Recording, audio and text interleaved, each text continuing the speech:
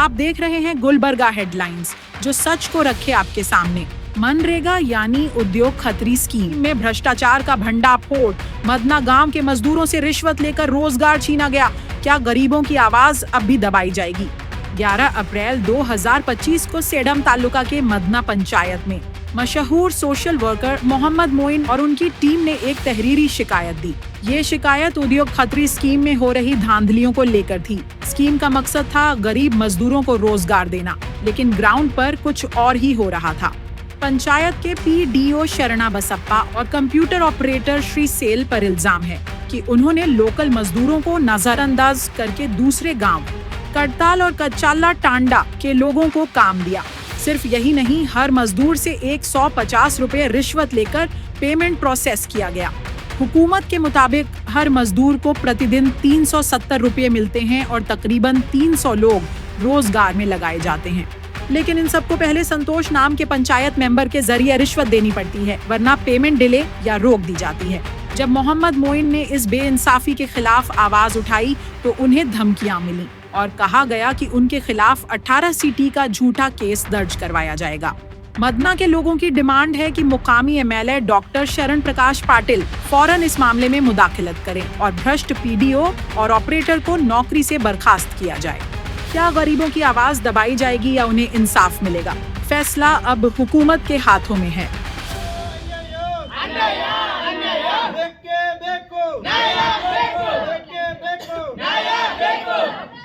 ನಿಮಗೆ ಉದ್ಯೋಗ ಖಾತ್ರಿ ರೊಕ್ಕ ವಸೂಲಿ ಮಾಡಂತ ಯಾರಂದಾರ? ಮದನ ಮೆಂಬರ್ ಸಾಬ್ ಅಂದಾರ. ಒಬ್ಬರ ಹತ್ರ 150 ರೂಪಾಯಿ ಅಂತ ತಗೋ ಅಂತ ಅಂದಾರ. ಅದಕ್ಕೆ ನೀವು ವಸೂಲಿ ಮಾಡಿರಿ. ಈ ವಸೂಲಿ ಮಾಡಿ ರೊಕ್ಕ ಎಲ್ಲ ಮೆಂಬರಿಗೆ ಕೊಡ್ತೀರಿ. ಆ ಮೆಂಬರ್ ಯಾರಿಗೆ ಕೊಡ್ತಾರೋ ಗೊತ್ತಿಲ್ಲ, ಆ ಜೈ ಕೊಡ್ತಾರೋ ಗೊತ್ತಿಲ್ಲ, ಏನು ಗೊತ್ತಿಲ್ಲ. ಮೆಂಬರ್ ನಿಮಗೆ ಹೇಳ್ಯಾರ, ನೀವು ಮಾಡಿರಿ ಅಷ್ಟೇ.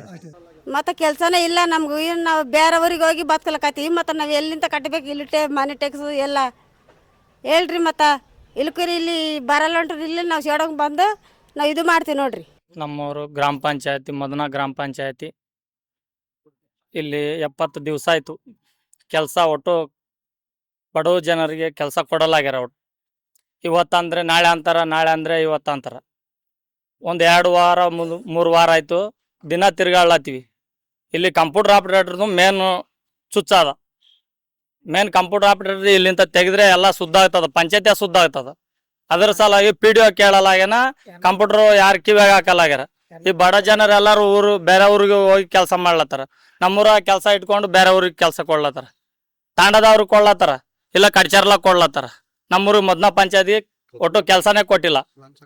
ಲಂಚ ಕೊಟ್ರೆ ಕೆಲಸ ಕೊಡ್ತೀವಿ ಅಂತಾರ. ಒಟ್ಟು ಮನೆ ಯಾವ್ದನ್ನ ಮನೆ ಗೌರ್ಮೆಂಟ್ ಮನೆ ಸ್ಯಾಂಕ್ಷನ್ ಆದ್ರೆ ಕೂಡ GPS ಮಾಡಿದ್ರೆ 500 ರೂಪಾಯಿ ತಗೋತಾರ ಕಂಪ್ಯೂಟರ್ ಆಪರೇಟರ್. ಅದು ರೂಲ್ಸೇ ಇಲ್ಲ.